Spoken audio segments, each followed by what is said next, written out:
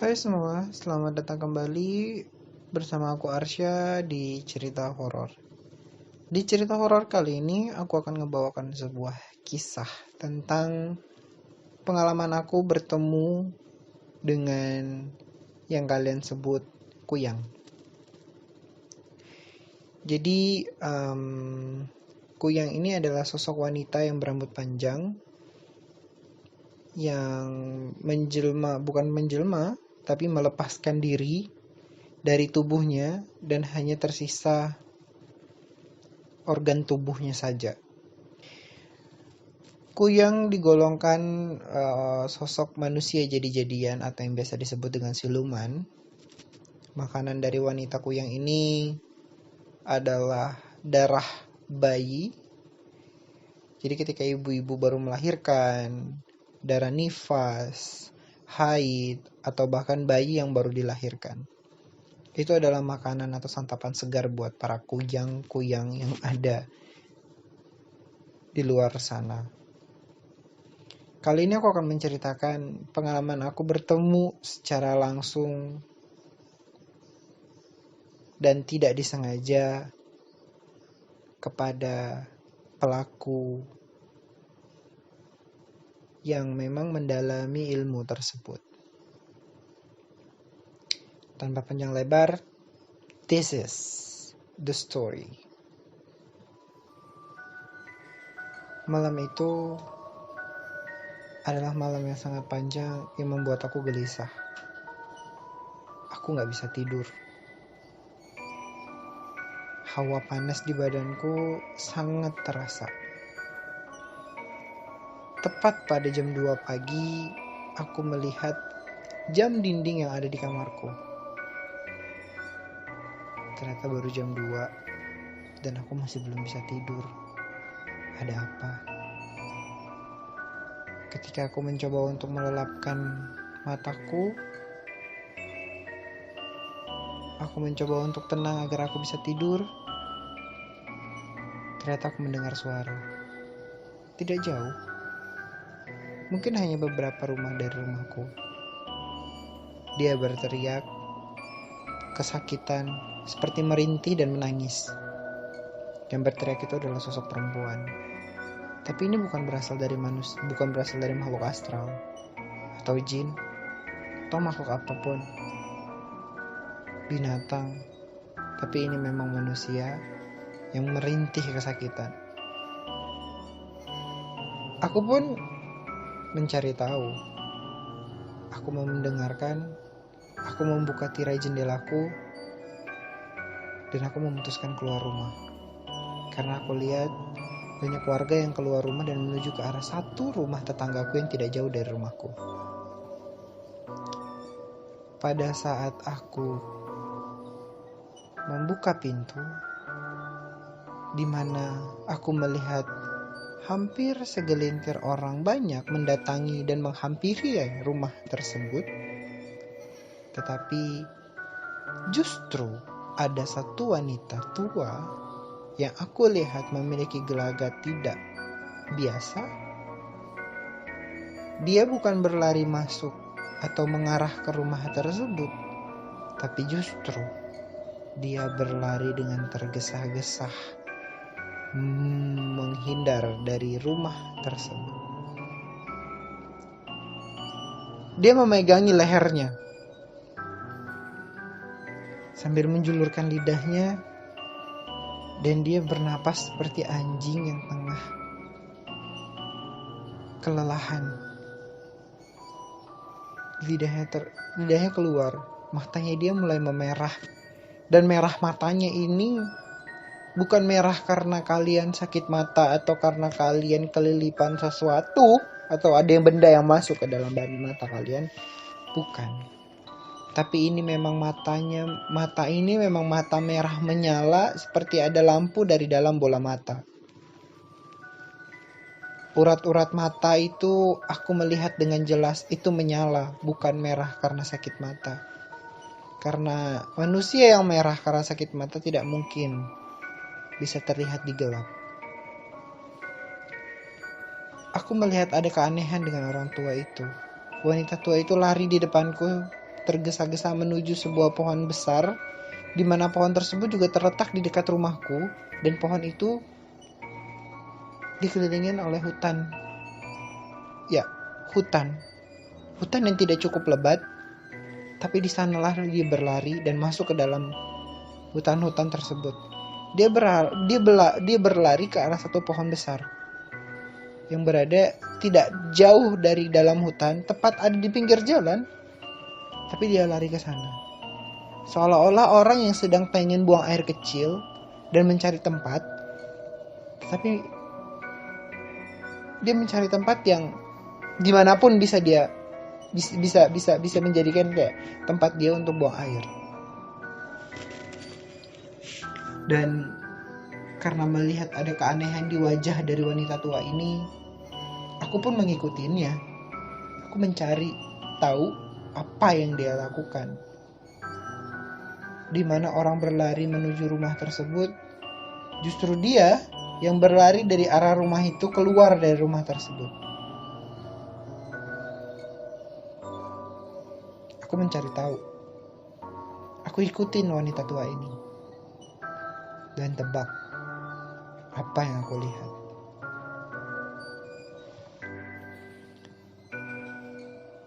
Dia duduk dan menyenderkan badannya di pohon besar tersebut. Dia merenggangkan kakinya dan dia memegang lehernya. Kemudian bunyi seperti robekan kertas yang digunting. Itu terdengar sangat jelas dan terdengar sangat keras. Dan aku yakin itu bukan sebuah kertas. Aku melihat ini secara nyata.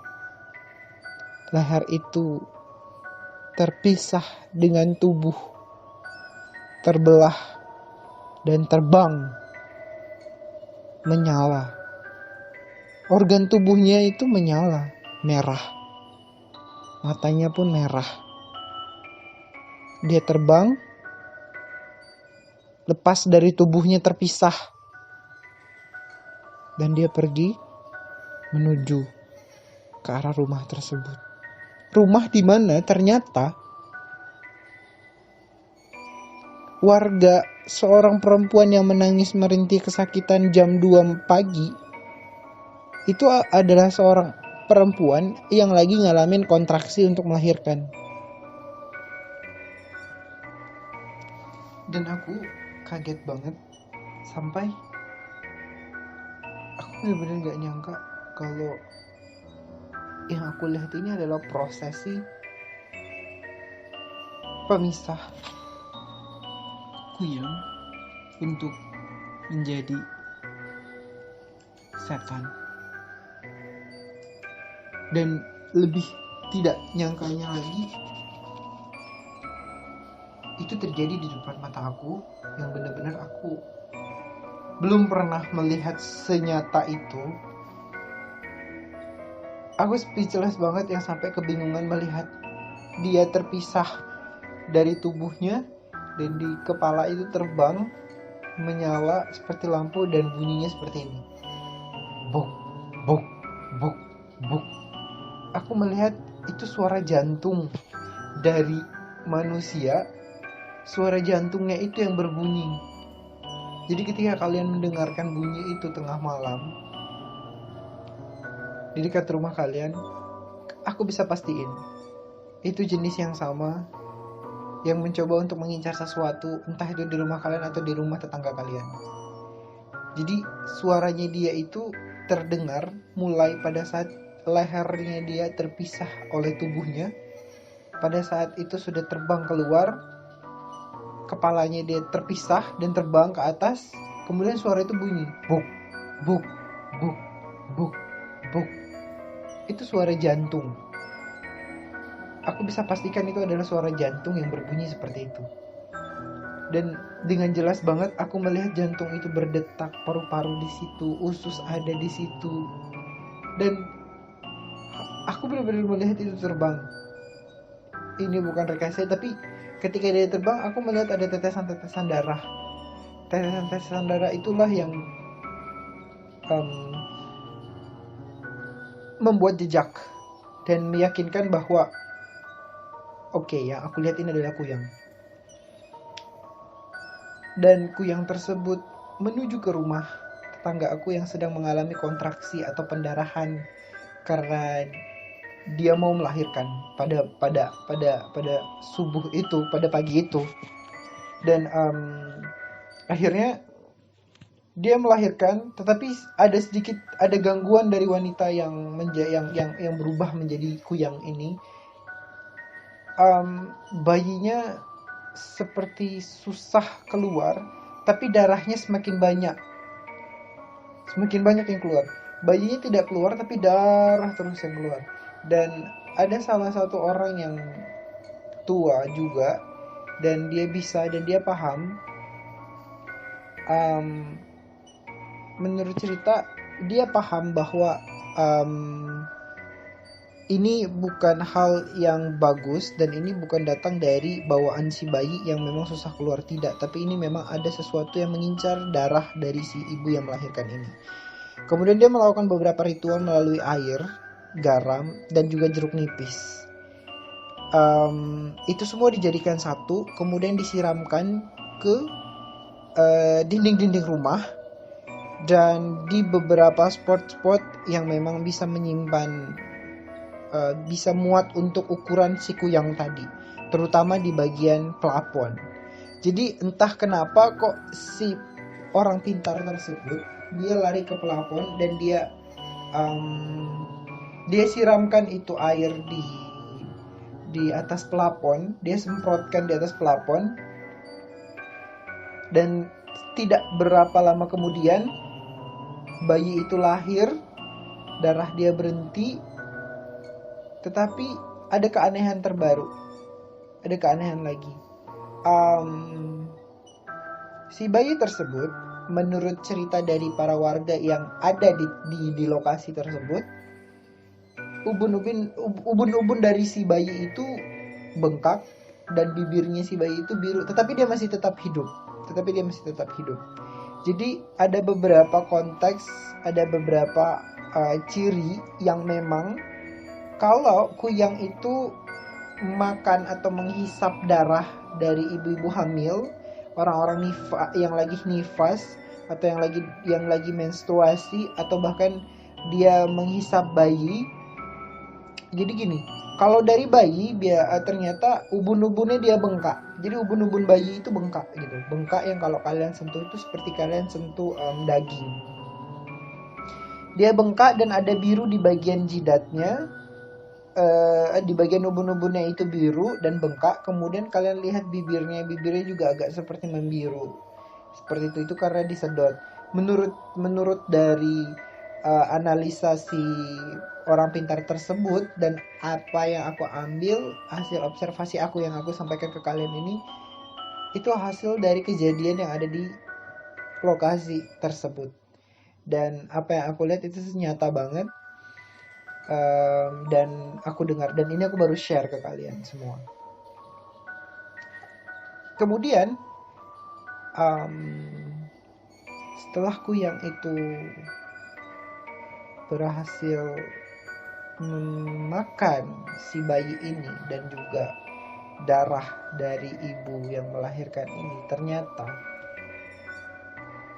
darah itu yang karena si rumah dari si ibu yang melahirkan ini itu dia hanya menggelar, dia hanya pakai, mungkin kalau di kampung aku itu bilangnya karpet.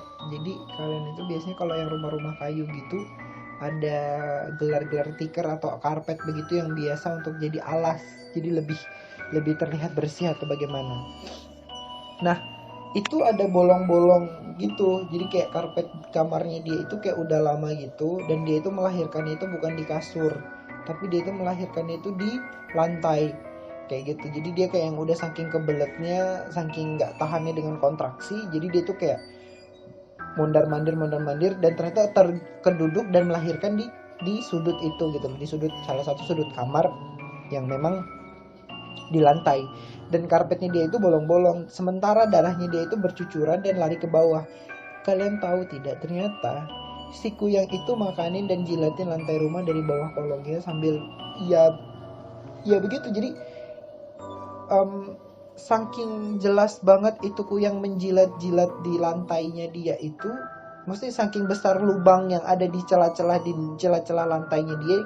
Jadi kalian tuh kayak bisa ngelihat langsung bahwa yang jilatin ada sesuatu di bawah rumah yang sedang menjilati dan kayak seolah-olah membersihkan darah itu dari bawah gitu, dari tanah, dari lantai-lantai itu, tapi dari bawah kolong dan itu dijilat-jilatin, dan itu kayak bener-bener yang bunyinya kayak bener-bener kayak orang yang lagi makan berlendir, sesuatu yang berlendir, dan kayak bener-bener ya kayak bunyi kalian tuh lagi kayak kalau kalian dengar kayak ada yang ngejilat sesuatu begitu, seperti itulah bunyinya.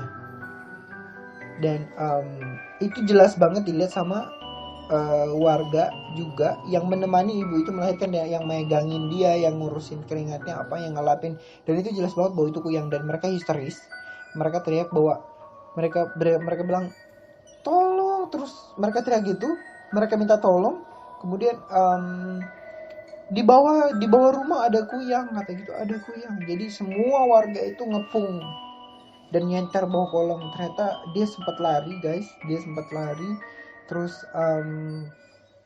dia sempat lari, kemudian dia menuju ke atas genteng. Di atas genteng pun dia masuk ke dalam plafon dan kembali dia sedot ibu itu sampai lemas, dan bayi itu pun nangis terus karena ubun-ubun itu dia sedot terus. Dan biar tidak disedot kembali, akhirnya si paranormal tadi membelah jeruk nipis kembali, dan jeruk nipis itu diperaskan ke darah nifas. Darah ibu-ibu yang melahirkan tadi diperaskan ke dalam situ. Dan salah satu dari warga mengambil bawang merah, bawang putih, yang menurut kepercayaan warga Kalimantan itu bisa menghalau mereka untuk tidak mendekati kita dan menjauh dari kita. Bahkan karena katanya mereka tidak suka bawang merah bau dari bawang merah dan bawang putih tersebut. Dan dia ambil bawang merah bawang putih tersebut, kemudian dia tidak cincang tapi dia pukul sedikit, kemudian dia lempar ke atas pelapon, dan bawang merah bawang putih itu dia suruh ibu yang melahirkan yang lagi lemes ini, dia suruh pegang, tapi dia taruh dia cucukkan bawang merah bawang putih itu di bulu landak guys. Jadi kalau di kampung aku di Kalimantan, kita punya kepercayaan bahwa bulu landak, bawang merah bawang putih itu bisa menjaga diri dari berbagai makhluk astral yang di luar sana kalau memang kondisi kalian lagi hamil gitu. Mungkin aku bisa luruskan di sini, ini bukan sebuah jimat atau sebuah benda-benda sakral bagaimana, tetapi jatuhnya seperti ini. Kalau yang aku ambil sudut pandang gini, seperti kalian tidak suka terhadap sesuatu, jadi kalau memang aku pengen bikin kalian gak deket sama aku harus ambil atau aku harus sediain apa yang kamu gak suka gitu, biar supaya kamu gak terlalu deket sama aku. Jadi si kuyang tidak suka dengan bau-bauan bawang merah dan bawang putih, dan dia juga ternyata takut dengan bulu landak. Jadi dia beberapa warga yang dalam kondisi hamil menggunakan 3 benda tersebut untuk menghindari gangguan dari si kuyang tersebut. Bukan karena ada sebuah atau menjadikan itu jimat atau gimana, tetapi memang itu hal yang tidak mereka sukai. Jadi jatuhnya seperti itu. Dan yang lebih parahnya nih guys, jadi yang lebih parahnya aku mau share ke kalian adalah si kuyang tersebut merupakan dari merupakan wujud dari orang tuanya dia sendiri.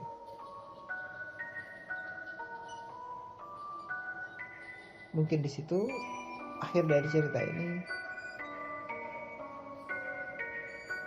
Sampai bertemu kembali di cerita horor berikutnya.